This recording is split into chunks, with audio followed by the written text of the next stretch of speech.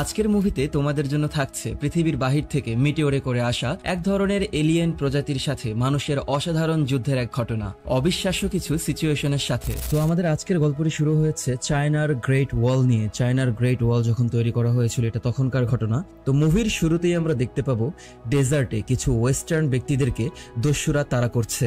তারা তাদের যান প্রাণ বাঁচানোর জন্য ছুটে পালাচ্ছিল। তারা নিজেদেরকে বাঁচানোর জন্য তাদের কিছু ঘোড়াকে আলাদা করে দেয়, যেন দস্যুরা সেই ঘোড়াগুলোর পিছু করে তাদেরকে ভুলে যায়, এবং তেমনটাই ঘটে। তারা সেইখান থেকে তাদের যান নিয়ে বেঁচে ফেরে।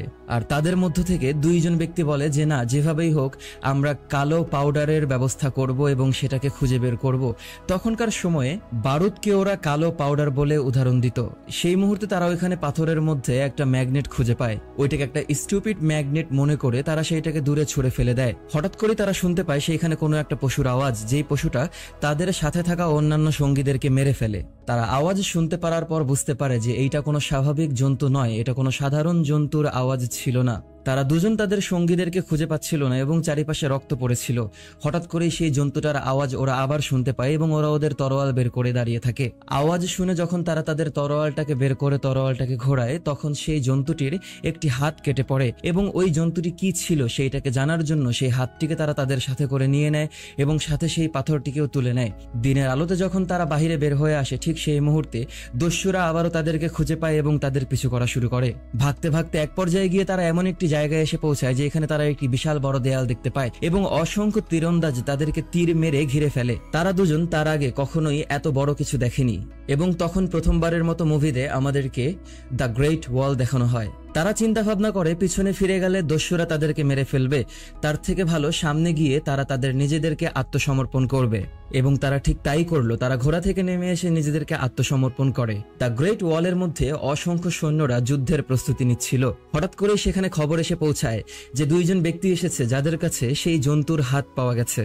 সবাই মিলে নিজেদের মধ্যে আলোচনা করতে থাকে কিভাবে এই জন্তুটির হাত এই দুই ব্যক্তির কাছে এসে পৌঁছালো। তারা নিজেদের ভাষায় আলোচনা করে যাচ্ছিল। তাদের কাছে মনে হচ্ছিল তাদের ভাষা কেউ বুঝতে পারবে না, কিন্তু সেইখানে থাকা একজন মেয়ে, যে আমাদের মুভির নায়িকা, সে সেই ভাষাকে বুঝতে পারে এবং তাদের সাথে কথা বলা শুরু করে। তাদেরকে জিজ্ঞাসা শুরু করে এই হাত তোমরা কোথায় পেয়েছো। তারা বলে যে আমরা এই পশুটাকে মেরেছি। সেইখানে থাকা একজন ব্যক্তি তরোয়াল যাচাই বাছাই করে বলল যে হ্যাঁ, এটা সত্য কথা। ওই দুইজন ব্যক্তিকে জিজ্ঞাসা করা হয় তোমরা কারা। আমরা ব্যবসা করার জন্য এই অদূর রাজ্যে এসেছি। তখনই তাদের সত্যতা যাচাই বাছাই করার জন্য তাদেরকে তুলে দাঁড় করিয়ে তাদের শরীরের পোশাকটাকে খুলে নেওয়া হয়। তাদের শরীরের পোশাক খুলে নেওয়ার পর তাদের শরীরের মধ্যে যেই পোশাক পাওয়া যায় সেই পোশাকটি ছিল যোদ্ধাদের। নায়িকা সবার সামনে বলে যে তাদেরকে বিশ্বাস করার মতো নয় এবং তাদেরকে এখনই মেরে ফেলতে হবে। ঠিক সেই মুহূর্তে একজন সৈনিক সেইখানে ঢুকে আসে এবং বলে আমাদের উপরে আক্রমণ হয়েছে। তারা সবাই যুদ্ধের প্রস্তুতি নেওয়ার জন্য ব্যস্ত হয়ে পড়ে। কিছু মেয়েদেরকে আমরা নীল পোশাকে দেখতে পাবো যারা যুদ্ধের প্রস্তুতির জন্য বাদ্য বাজিয়ে যাচ্ছিল এবং কালো ধোঁয়া তৈরি করে সবাইকে আগাম বার্তা জানিয়ে দেয়া হচ্ছিল যে আমাদের উপরে অ্যাটাক হতে যাচ্ছে, সবাই প্রস্তুত হও। ঠিক সেই মুহূর্তেই আমরা দেখতে পাবো দ্য চায়নার গ্রেট ওয়ালের উপরে অসংখ্য যোদ্ধারা যুদ্ধের প্রস্তুতি নিচ্ছিল। তাদেরকে লিফটের ভিতরে বন্দী করে সেই চায়নার গ্রেট ওয়ালের উপরে নিয়ে আসা হয়। তখনকার সময়ে এই হাতে তৈরি করা লিফট চাকা ঘুরিয়ে উপরে তোলা হতো। তারা উপরে আসার পর দেখতে পায় এটা অনেক উঁচু এবং হাজার হাজার সৈনিকরা সেইখানে সব ধরনের অস্ত্র নিয়ে প্রস্তুত ছিল। কালো পোশাক পরা সৈন্যরা ছিল পায়ে হেঁটে যুদ্ধ করার সৈন্য। লাল পোশাকে যারা ছিল তারা ছিল তীরন্দাজ। আর ব্লু পোশাকে ছিল সব মেয়েরা, যারা অনেক বড় বড় রবার টাইপের রশি নিজেদের শরীরের সাথে বেঁধে হাতে বল্লম নিয়ে দেয়ালের পাশে তৈরি করা এক ধরনের ঝুলন্ত বস্তুতে ঝুলে যুদ্ধ করার জন্য প্রস্তুতি নিচ্ছিল। ওরা দুজন নিজেদের মধ্যে আলোচনা করছিল যে এমন কি আমাদেরকে অ্যাটাক করতে যাচ্ছে যার কারণে এত বড় বিশাল সৈন্য ভয় পাচ্ছে। হঠাৎ করে ওরা দুইজন আওয়াজ শুনতে পায়। অসংখ্য ছোট ছোট প্রাণী তাদের দিকে এগিয়ে আসছিল, যে প্রাণীগুলোর একটার হাত ওরা কেটেছিল। যুদ্ধের আওয়াজটাকে সবার কানে পৌঁছে দেওয়ার জন্য অনেক জোরে জোরে আওয়াজ বাজানো হচ্ছিল। অনেক বড় বড় পাথরের মধ্যে আগুনের গোলা তৈরি করা হচ্ছিল। সবার প্রথমেই সেই আগুনের গোলাগুলোকে দিয়ে বর্ষণ করা হয় সেই এলিয়েনদের উপরে। তীরের মাধ্যমে অসংখ্য প্রাণীদেরকে ঘায়েল করা হয়েছিল, কিন্তু এর পরেও কিছু প্রাণী তাদের দিকে এগিয়ে এসে যাচ্ছিল। যেহেতু সেইখানে সেই প্রাণীগুলোর সংখ্যা অনেক বেশি ছিল, তাই তারা যত কিছুই করুক না কেন সেই প্রাণীগুলোকে ঠেকানোর মতো ক্ষমতা তাদের কাছে ছিল না। লক্ষ লক্ষ এলিয়েন প্রাণী চলে আসে ঠিক সেই দেয়ালের কাছে। সেই মুহূর্তে গিয়ে ব্লু পোশাকে পরা নীল নারীগুলো তাদের নিজেদেরকে ঝুলন্ত অবস্থায় ঝুলে সেই এলিয়েনগুলোকে মারা শুরু করে। যে সকল মেয়েদেরকে এলিয়েনরা খেয়ে ফেলছিল সেই সকল মেয়েদের কোমর থেকে নিয়ে আসা রিংগুলোকে সেখানে খুলে এক জায়গায় রাখা হচ্ছিল। হঠাৎ করে ওরা দুজন দেখতে পায় সেইখানে বাহিরের আরো একজন ব্যক্তি ছিল। অপরদিকে আমরা দেখতে পাবো সেই এলিয়েনগুলোকে প্রোটেক্ট করে যাচ্ছিল অনেক বড় বড় দানবাকৃতির কিছু এলিয়েন। সেই এলিয়েনগুলোর মাঝখানে দাঁড়িয়েছিল সকল এলিয়েনদের কুইন, মানে রানী। ওই রানীকে মারার জন্য কাটা দিয়ে তৈরি করা অনেক বড় বড় আগুনের গোলা সেই দিকে ছুটে মারা হয়। এলিয়েন কুইনের পাশে থাকা গার্ডগুলো তাদের মাথাগুলোকে ছাতার মতো মেলে দেয় এবং এর মাধ্যমে ওদের রানীদেরকে ওরা প্রোটেক্ট করে থাকে। ওদের রানী নিজে একাই সব এলিয়েনদেরকে ওর মাথার মাধ্যমে কন্ট্রোল করে থাকে, ব্রেইন ওয়েভ সৃষ্টি করে। সে ব্রেইন ওয়েভের মাধ্যমে সকল পশুদেরকে আদেশ দিল তোমরা একসাথে অ্যাটাক করো দেয়ালে ওঠার জন্য। সেই মুহূর্তে আমরা গিয়ে দেখতে পাবো সকল পশুগুলো একে অপরের পিঠের উপরে উঠে দেয়ালের উপরে বাওয়ার চেষ্টা করছিল। ওরা যুদ্ধের প্রস্তুতির জন্য সকলে গোল হয়ে দাঁড়িয়ে পড়লো এবং এই জায়গায় এসে পশুগুলো যখন দ্য গ্রেট ওয়ালের উপরে উঠে আসে তখন প্রথমবারের মতো সেই দুই ব্যক্তি ওই এলিয়েনটাকে দেখতে পায় এবং ওরা ভয় পেয়ে যায়। এবং সেই একই সময় ওদের দেশ থেকে আসা সেই ব্যক্তিকে বলে আমাদের বাঁধনটিকে খুলে দাও। তখন সেই দুইজন ব্যক্তির ভিতরে যে নায়কের সহকর্মী ছিল সে নায়ককে জিজ্ঞাসা করে আমরা কি পালিয়ে যাব নাকি যুদ্ধ করব? তখন নায়ক বলে আমরা পালিয়ে যাবোটা কোথায়, চারিদিকে যেহেতু এত শত্রু আমাদেরকে যুদ্ধ করতে হবে। তারা তাদের হাতে বল্লম তুলে নেয়, তারা তাদের হাতে ঢাল তুলে নেয় এবং এলিয়েনের সাথে যুদ্ধ করা শুরু করে। যতবারই এলিয়েনটি ওদের সামনে এগিয়ে আসে ওরা ততবারই নিজেদেরকে সরিয়ে নেয় এবং কোনোভাবে নিজেদেরকে বাঁচিয়ে নেয়। সেইখানে পড়ে থাকে একটি বল্লম তুলে আমাদের হিরো সেই বল্লমটাকে এলিয়েনের মুখের ভিতরে ভরে দেয় এবং একে অপরের সাপোর্ট নিয়ে ঢালের মাধ্যমে সেই বল্লমটাকে শরীরের ভিতরে গেঁথে দেয় এলিয়েনের। সাথে সাথে আমাদের হিরো একটা তীর তুলে নেয় এবং ওর সহকারীকে বলে আমি একটা ক্লিয়ার শট চাই। ওর সহকারী ওকে সাহায্য করার জন্য একটা লাল পর্দা হাতে তুলে নেয় এবং পর্দাটিকে নাড়াতে থাকে এলিয়েনটাকে আকর্ষণ করার জন্য। যেই মুহূর্তে এলিয়েনটা নায়কের দিকে এগিয়ে আসে ঠিক সেই মুহূর্তে গিয়ে চোখে আঘাত করে, কারণ দেখতে পায় ওর শরীরের ভিতরে মাত্র দুইটা চোখ আছে, যেই চোখ দুইটাকে যদি ও আঘাত করে তাহলে এলিয়েনগুলো আর দেখতে পাবে না। ঠিক এভাবে ও একের পর এক এলিয়েনের চোখে আঘাত করে সেইখানে থাকা এলিয়েনগুলোকে মেরে ফেলে। এলিয়েনদের রানী যখন বুঝতে পারে যে ওরা যুদ্ধ হেরে যাচ্ছে সেই মুহূর্তে গিয়ে রানী সকল এলিয়েনদেরকে একটা আদেশ দেয় যে তোমরা ফিরে আসো। কখনোই কোনো মৃত এলিয়েন পিছনে রয়ে যায় না, অন্য কোনো না কোনো এলিয়েন তাদেরকে মুখে করে কামড়ে নিয়ে তুলে নিয়ে যায়। সকল সৈন্যরা দেখতে থাকে সব এলিয়েনগুলো সেখান থেকে চলে যাচ্ছে। হঠাৎ করেই সৈন্যদের জেনারেল সেইখানে এসে হাজির হয় সেই দুইজন ব্যক্তির সামনে। আমাদের নায়ক সবার আগে তার হাত থেকে তীরগুলোকে ছুঁড়ে ফেলে দেয় এবং তার সহকারীকে বলে তুমি তোমার তরোয়াল এবং চাকুগুলোকে ফেলে দাও। তখন গিয়ে জেনারেল ওদেরকে বলে আমাদেরকে যুদ্ধে সাহায্য করার জন্য তোমাদেরকে অনেক অনেক ধন্যবাদ। তাদেরকে নিয়ে যাওয়া হয় রেস্ট রুমে। একজন জাপানিজ সৈন্য এসে তাদেরকে ধন্যবাদ জানায় তার জীবন বাঁচানোর জন্য।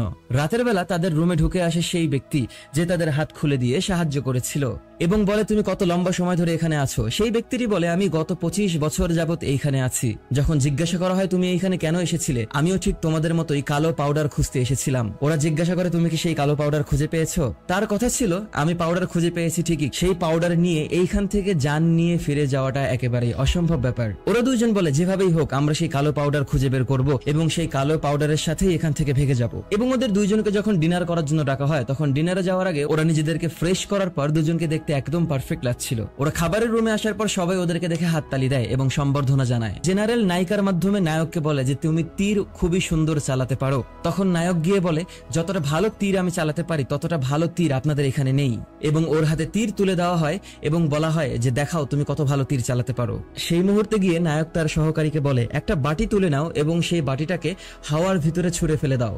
নায়ক 3 গোনার সাথে সাথেই সেই বাটিটাকে হাওয়ার ভিতরে ছুঁড়ে ফেলে দেওয়া হয় এবং নায়ক পরপর 3টি তীর ছুঁড়ে মারে, যেই তীর 3টি বাটিটাকে সঠিকভাবে একটি দেয়ালের ভিতরে নিয়ে গিয়ে স্থাপন করে। এটা দেখার পর সবাই মনোমুগ্ধ হয় এবং সবাই হাততালি দেয়। খাবার খাওয়ার সময় আমাদের নায়িকা নায়কের সাথে আলোচনা করে এবং তাকে জানায় কিভাবে নায়িকা ওদের ভাষা বলতে শিখেছে। অপরদিকে সেই 25 বছর ধরে এই যোদ্ধাদের সাথে থাকা সেই লোকটিকে আমরা দেখতে পাবো নায়কের সহকর্মীর সাথে আলোচনা করছে যে আমি তোমাদেরকে কালো পাউডার খুঁজে দেবো যদি তোমরা আমাকে এইখান থেকে বের করতে সহায়তা করো। এর মধ্যেই নায়িকা নায়কের সাথে আলোচনা করার মাধ্যমে জানতে পারে নায়ক একই সাথে অসংখ্য যুদ্ধ করেছে, যেখানে নায়ক নায়িকাকে বলে আমি কোনো কিছুতেই ভয় পাই না এবং নায়িকা নায়কের সাহস টেস্ট করার জন্য তাকে নিয়ে যায় সেই চায়নার গ্রেট ওয়ালের উপরে এবং নায়ককে বলা হয় তুমি যদি কোনো কিছুতেই ভয় না পেয়ে থাকো তাহলে আমাদের মতো করে এখান থেকে ঝাঁপ দিয়ে দেখাও। নায়ক বলে হতে পারে আমি খুব সাহসী কিন্তু আমি কখনোই এই কাজ করতে পারবো না কারণ আমি তোমাদের কাউকেই বিশ্বাস করি না। পরের পর্বে আমরা দেখতে পাবো সেই 25 বছর ধরে এখানে থাকা সেই ব্যক্তি নায়ক এবং তার সহকর্মীকে কালো পাউডার ব্যবহার করে দেখায়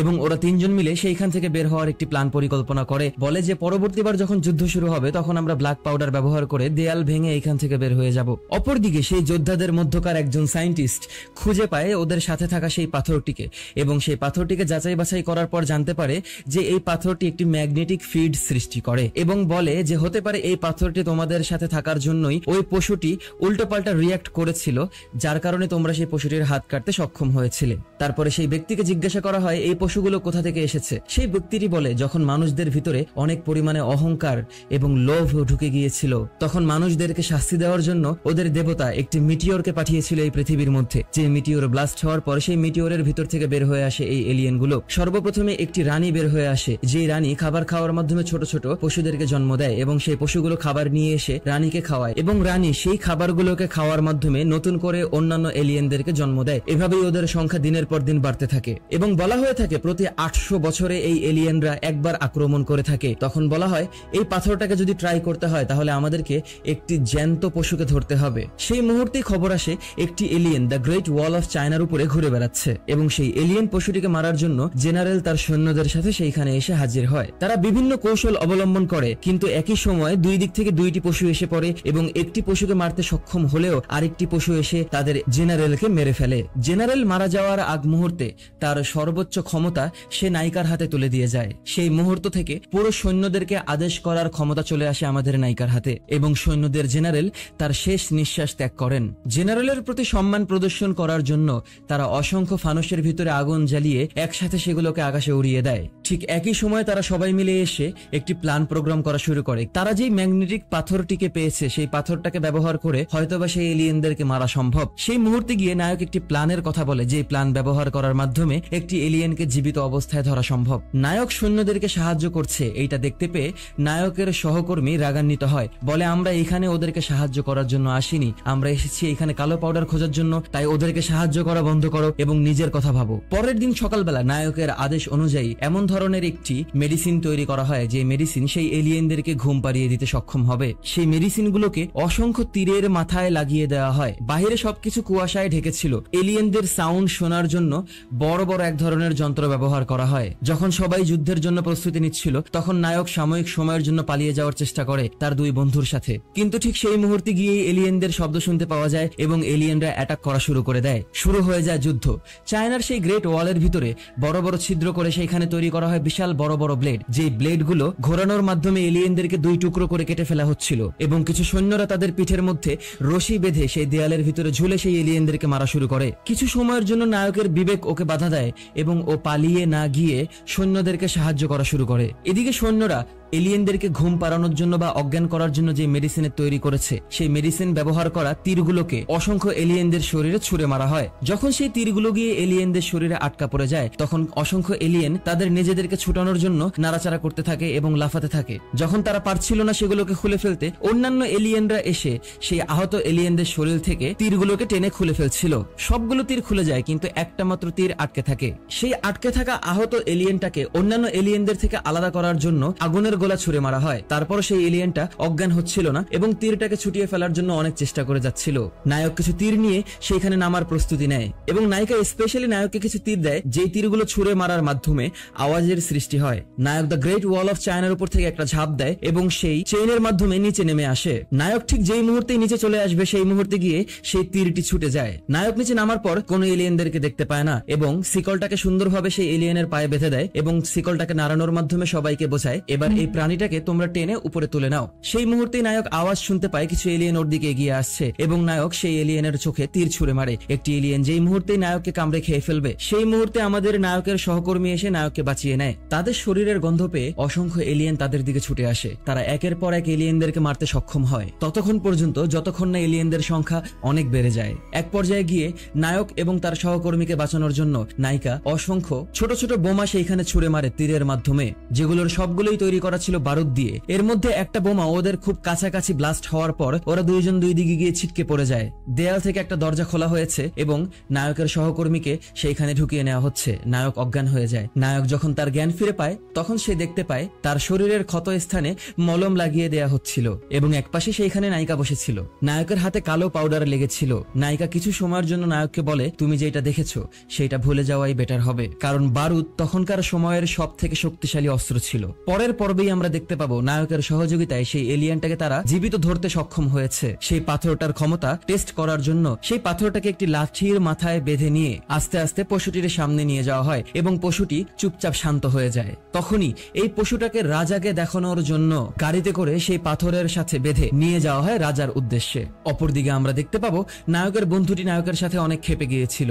ওকে বলেছিল তুমি ভুলে গেছো তুমি কিসের জন্য এখানে এসেছো। নায়ক ক্ষিপ্ত হয়ে তাদের ভিতরে ছোট একটা ঝগড়া হয় এবং নায়ক সেইখান থেকে আলাদা হয়ে যায়। ঠিক একই সময়ে একজন সৈন্য খবর নিয়ে আসে যে এলিয়েনরা মাটির নিচ দিয়ে গর্ত করে তাদের শহর পর্যন্ত পৌঁছে গেছে। সেই গর্তটা কত বড় ছিল সেইটা যাচাই বাছাই করার জন্য সকল সৈন্যরা গিয়ে সেই গর্তে পৌঁছায়। অপরদিকে নায়কের সহকর্মী এবং সেই লোক সেইখান থেকে কালো পাউডার নিয়ে ভেগে যাওয়ার প্রস্তুতি নেয়। তারা ভেগে যাওয়ার জন্য দরজার মধ্যে কালো পাউডারের বোম লাগিয়ে সেইখানে অপেক্ষা করে এবং সেই মুহূর্তে নায়ক সেইখানে গিয়ে পৌঁছায়। নায়ক তাদেরকে বাধা দেওয়ার চেষ্টা করলে তারা দুইজন নায়ককে আঘাত করে সেইখানে আঘাতপ্রাপ্ত অবস্থায় ফেলে রেখে চলে যায় এবং তাদের সাথে করে অসংখ্য কালো পাউডার নিয়ে যায়। অপরদিকে সৈন্যরা বুঝতে পেরেছে যে যেহেতু এলিয়েনরা তাদের শহর পর্যন্ত পৌঁছে গেছে, তার মানে তাদের এইখানে আর কোনো সেফটি নেই, এই গ্রেট ওয়াল ছেড়ে ভেগে যেতে হবে। পুরো রাজ্যের রাজার বয়স ছিল খুবই কম। তার বাবা তাকে ছোট রেখেই মারা যান এবং সকল ক্ষমতা এসে পৌঁছায় তার হাতে। তাকে ইমপ্রেস করার জন্য তার সামনে যখন পশুটিকে নিয়ে আসা হয়, তিনি পশুটিকে দেখে অনেক খুশি হন। অপরদিকে নায়ক যখন আঘাতপ্রাপ্ত অবস্থায় পড়ে থাকার পর জ্ঞান ফিরে পায়, তখন সৈন্যরা তাকে হাত বেঁধে নিয়ে আসে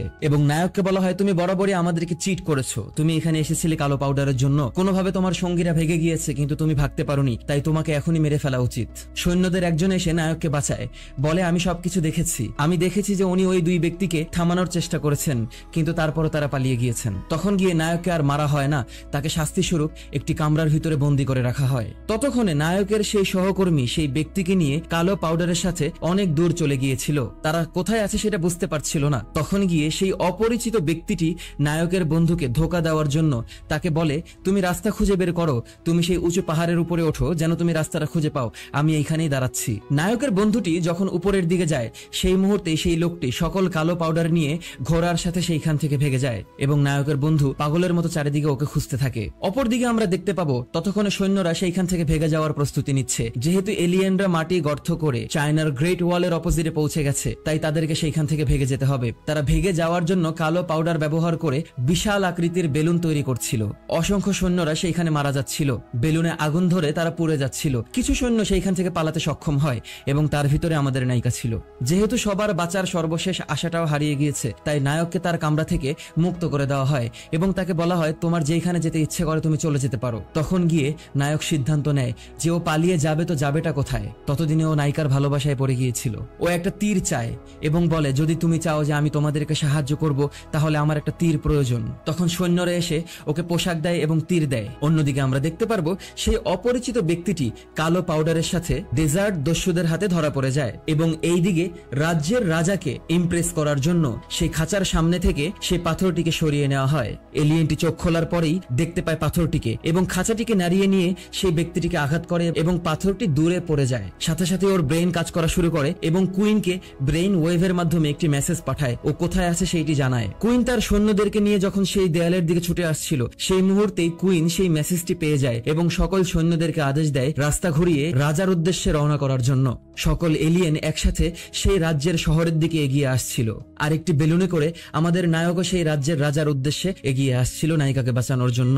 অপরদিকে আমরা দেখতে পাবো সেই ডেজার্ট দস্যুরা বুঝতেই পারে না যে এই কালো ম্যাজিক পাউডার গুলো কি ছিল। তারা সেগুলোকে নিয়ে খেলা শুরু করে এবং কিছু ম্যাজিক পাউডার গিয়ে আগুনের কাছে গিয়ে পৌঁছায় এবং সেইখানে ব্লাস্ট সৃষ্টি হয়ে তারা সবাই মারা যায়। সেই ব্লাস্টের আওয়াজ পেয়ে নায়কের বন্ধু সেইখানে গিয়ে পৌঁছায়। এদিকে যতক্ষণে নায়িকা সৈন্যদেরকে নিয়ে সেই শহরে এসে পৌঁছেছে, ততক্ষণে অনেক দেরি হয়ে গেছে। এলিয়েনরা পুরো শহরে হামলা করে ফেলেছে। খুব সাহসের সাথে একের পর এক এলিয়েনকে মারতে মারতে যখন নায়িকা একেবারে পিছপা হয়ে যায় এবং সব দিক থেকে এলিয়েনদের মধ্যে আটকা পড়ে যায়, সেই মুহূর্তে আমাদের নায়ক এসে সেইখানে হাজির হয় এবং একটি হাত দিয়ে নায়িকাকে সেইখান থেকে তুলে নেয় সেই বেলুনের উপরে। সাথে সাথে ওদের বেলুনটি গিয়ে একটি বিল্ডিং এর সাথে লেগে সেইখানে ছিঁড়ে যায়। নিচে পড়ার সাথে সাথে রাজার শহরের অন্যান্য সৈন্যরা ওদেরকে ঘিরে দাঁড়ায় এবং পরিচয় জানতে চাইলে নায়িকা তার সেই লকেটটিকে বের করে দেখায় এবং তাদেরকে নিয়ে আসা হয় সেই ছোট রাজার কাছে। রাজা বলে, তোমাদের ভুলের জন্য আজ এলিয়েনরা এইখানে এসে পৌঁছেছে, কিন্তু তারপরেও ওরা রাজাকে বলে যে এখনো এই এলিয়েনদেরকে হারানোর একটি মাধ্যম আছে। অপরদিকে আমরা দেখতে পাবো নায়কের সেই সহকর্মী বন্ধু যখন সব ব্ল্যাক ম্যাজিক পাউডারের সাথে সেইখান থেকে চলে যাচ্ছিল, তার ঠিক পিছনেই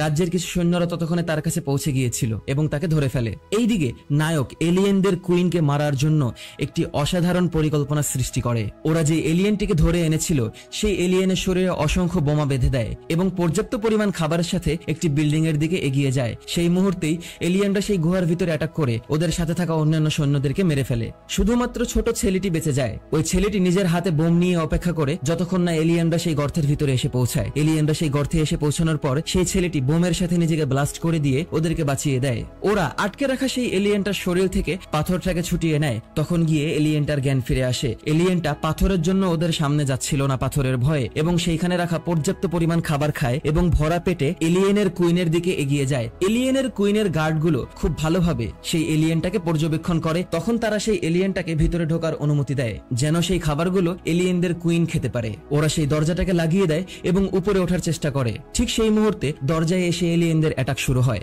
উপরের একটি জানলা খুলে নায়ক সেই বোমা বাঁধা এলিয়েনটাকে লক্ষ্য করে তীর ছোড়ার চেষ্টা করে। সেই তীরের মাথায় যখন আগুন লাগিয়ে সেইটাকে এলিয়েন বরাবর ছোড়া হয়, তখন সেই এলিয়েনদের পাশে রাখা গার্ডগুলো তাদের মাথাটাকে আবারও ছাতার মতো মেলে দেয় এবং সেই বোমাটা গিয়ে আকাশেই বিধ্বস্ত হয়। এলিয়েনদের কুইন খোঁজা শুরু করে যে কোথা থেকে এই বোমাটা এসেছে। তখন এলিয়েনদের কুইন সকল এলিয়েনদেরকে আওয়াজ দেয় এবং আদেশ দেয় পাশে থাকা উঁচু 2টি বিল্ডিং এ অ্যাটাক করার জন্য। ঠিক তখন গিয়ে আমাদের সৈনিকদের দলের সেই সায়েন্টিস্ট তার জীবনটাকে হারায়। পাথরটাকে উপরে ছুঁড়ে ফেলে দেয় নায়িকার উদ্দেশ্যে। নায়িকা সেটাকে একটা বল্লমের মাধ্যমে তুলে নেয় এবং সেই সায়েন্টিস্টটা সেখানেই মারা যায়। নায়ক নায়িকা সেই বিল্ডিং এর আরো উপরে গিয়ে পৌঁছায় এবং আবারও তীর ছোড়ার চেষ্টা করে সেই বোম বরাবর। ঠিক যখন তীরটা গিয়ে জায়গা মতো পৌঁছাবে, ঠিক তখনই এলিয়েনদের কুইনের পাশে থাকা সেই গার্ডগুলো কুইনকে প্রোটেক্ট করে। কিন্তু এইবার গিয়ে কুইন দেখে ফেলে যে নায়ক কোন বিল্ডিং এ আছে। তখন গিয়ে কুইন সকল এলিয়েনদেরকে আদেশ দেয় ওই একটা বিল্ডিং এ অ্যাটাক করার জন্য।